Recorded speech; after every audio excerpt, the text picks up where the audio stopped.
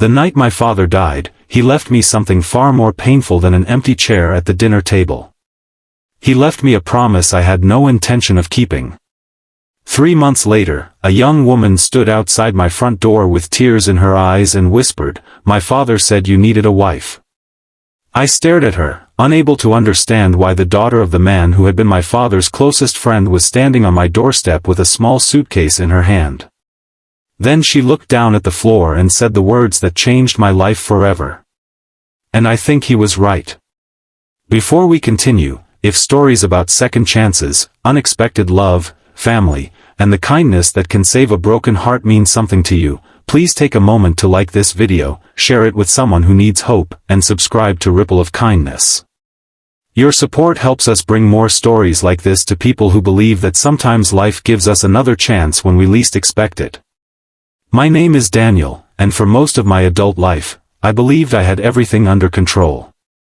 I owned a small architectural firm, lived in a quiet house on the edge of town, and had enough money to make sure I never needed anyone. From the outside, people thought I was successful. They saw the expensive car, the beautiful home, and the company that had grown from a tiny office into a respected business.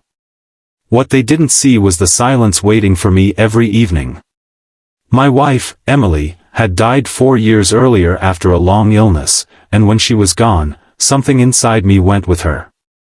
I stopped celebrating birthdays. I stopped answering invitations. I stopped believing that happiness was something I deserved. My father was the only person who refused to accept the new version of me. He came to my house every Sunday morning carrying groceries I didn't need and stories I pretended not to enjoy. He would sit across from me, drink his coffee slowly, and tell me that grief was not supposed to become a permanent home. I always told him I was fine. He always smiled as though he knew I was lying. 6 months before his death, he began talking about my future. He wanted me to travel again, meet people again, and maybe, someday, love again. I laughed whenever he mentioned marriage. I told him that part of my life had ended with Emily. He never argued. He simply said that sometimes a person didn't need to replace the love they had lost. Sometimes they needed someone who could help them remember how to live. Then my father died unexpectedly. His funeral was the hardest day of my life. After everyone left, I sat alone in the house he had built with his own hands, staring at an old photograph of him and his best friend, Michael. I remembered that Michael had passed away 2 years earlier. His daughter, Anna, had been living in another state and rarely visited. I hadn't seen her since she was a teenager. 3 months after my father's funeral, Anna appeared at my door. She looked nothing like the carefree girl I remembered. She was 29, exhausted, and carrying grief in the same way I carried mine. Her father had left her with debts from a failed business, and the apartment she had been renting had been sold. She had nowhere to go. But that wasn't why she had come. She reached into her bag and pulled out an envelope. My father's handwriting was across the front. My hands trembled as I opened it. Inside was a short letter. My father wrote that if Anna ever needed help, I was the one person he trusted to give it without expecting anything in return. Then, almost jokingly, he added that I was stubborn, lonely, and desperately needed someone to remind me that life was still happening. At the bottom he had written, "Daniel, you don't need another nurse, another employee, or another person to take care of your house. You need a wife someday. Someone who will challenge you, laugh at you, and make you angry enough to realize you still have a heart." I almost laughed through my tears. Anna watched me silently. Then she whispered, "My father said you needed a wife." I looked at her. She lowered her eyes and added, "And I said he was probably right." For the first time in years, I laughed.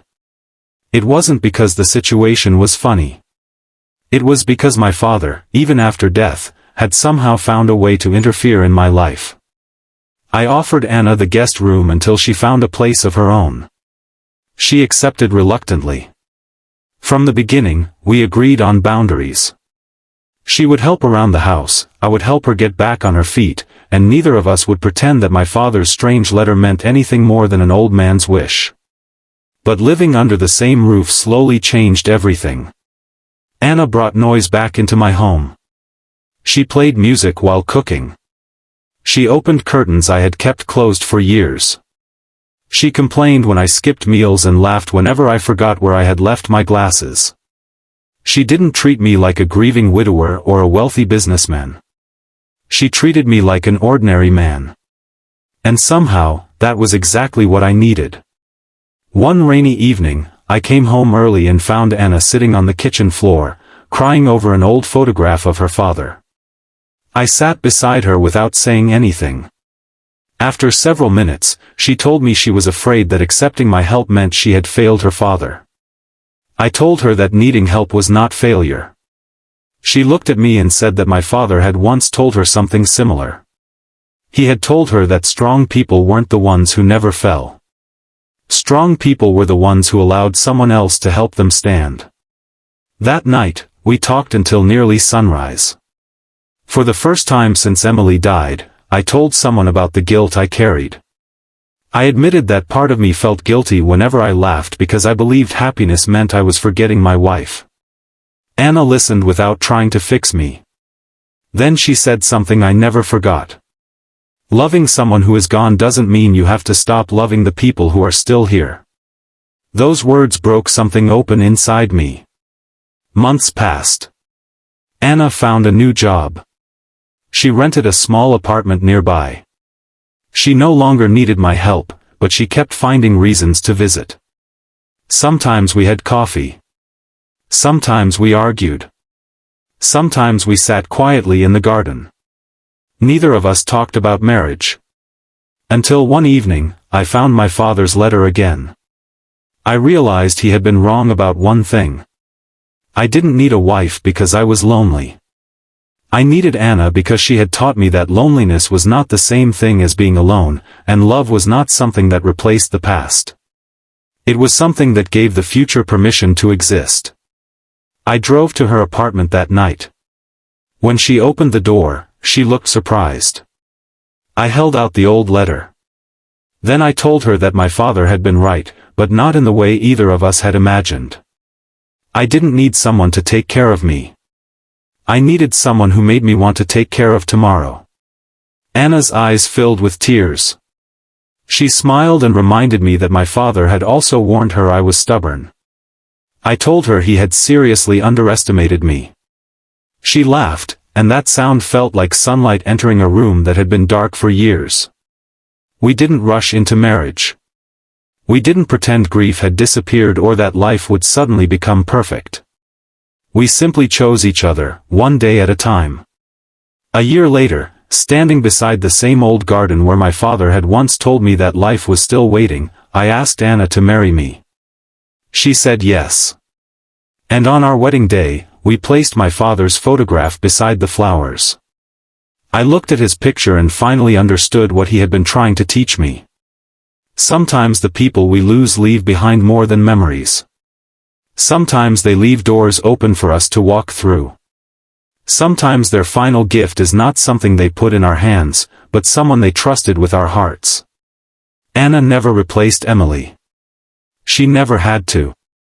She became a completely different chapter of my life, one I had been too afraid to begin. If this story touched your heart, please like the video, share it with someone who may need a second chance, and subscribe to Ripple of Kindness.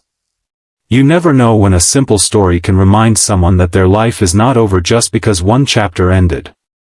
And before the story ends, I want you to leave one special comment: I believe in second chances. Because sometimes, the greatest miracle isn't finding someone who completes you. It is finding the courage to open your heart again after you were certain it had already closed forever.